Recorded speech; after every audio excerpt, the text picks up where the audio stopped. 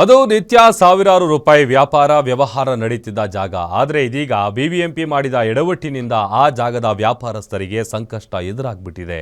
ಹೊಸ ಕಾಂಪ್ಲೆಕ್ಸ್ ಸಿಕ್ತು, ಒಳ್ಳೆ ವ್ಯಾಪಾರ ಮಾಡಬಹುದು ಅಂತ ಖುಷಿಯಾಗಿದ್ದ ವ್ಯಾಪಾರಿಗಳಿಗೆ ಇದೀಗ ಮತ್ತೊಂದು ರೀತಿಯ ಸಮಸ್ಯೆ ಶುರುವಾಗಿದೆ.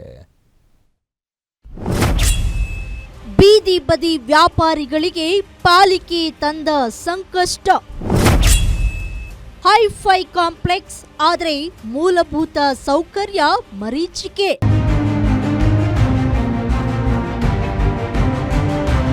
ಪುಲಕೇಶಿ ನಗರ, ಕಾಕ್ಸ್ ಟೌನ್ ಸುತ್ತಮುತ್ತಲಿನ ವ್ಯಾಪಾರಿಗಳಿಗೆ ಅನುಕೂಲವಾಗಲಿ ಅಂತ ಬಿಬಿಎಂಪಿ ಇತ್ತೀಚೆಗೆ ಕಾಂಪ್ಲೆಕ್ಸ್ ನಿರ್ಮಾಣ ಮಾಡಿತ್ತು.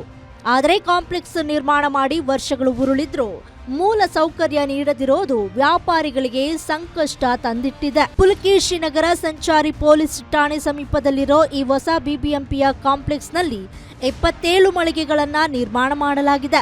ಇದರಲ್ಲಿ ಬೆರಳೆಣಿಕೆಯಷ್ಟು ಅಂಗಡಿಗಳಲ್ಲಿ ಮಾತ್ರ ವ್ಯಾಪಾರ ನಡೆಯುತ್ತಿದ್ದು, ಮೂಲ ಸೌಕರ್ಯದ ಕೊರತೆಯಿಂದ ಉಳಿದ ಮಳಿಗೆಗಳಿಗೆ ಬೀಗ ಬಿದ್ದಿದೆ.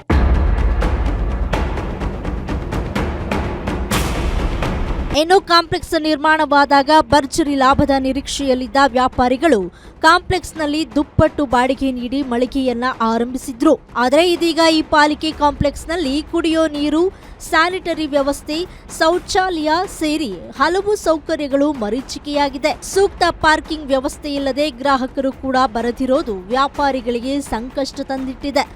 ಮೊದಲಿದ್ದ ಹಳೆ ಮಾರ್ಕೆಟ್ ಡೆಮಾಲಿಷ್ ಮಾಡಿರೋ ಪಾಲಿಕೆ ನೂತನ ಕಾಂಪ್ಲೆಕ್ಸ್ಗೆ ಮೂಲಭೂತ ಸೌಕರ್ಯ ನೀಡದಿರೋದು ವ್ಯಾಪಾರಿಗಳ ಅಸಮಾಧಾನಕ್ಕೆ ಕಾರಣವಾಗಿದೆ.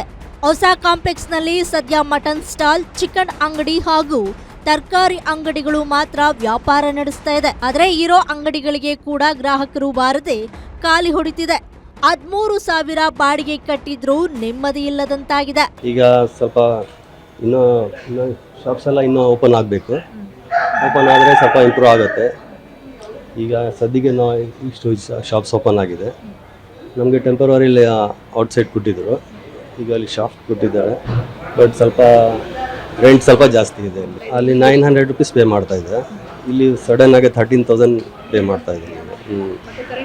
ಕರೆಂಟ್ ಬಿಲ್ ಎಲ್ಲ ಸಪ್ರೇಟ್ ಆಗಿದೆ. ಅದೇ ಮೇಡಮ್, ಅದೇ ನೋಡಬೇಕು. ಈಗ ಸದ್ಯಕ್ಕೆ ಓಪನ್ ಮಾಡಿದ್ದೀವಿ, ಇನ್ಮೇಲೆ ಗೊತ್ತಾಗುತ್ತೆ.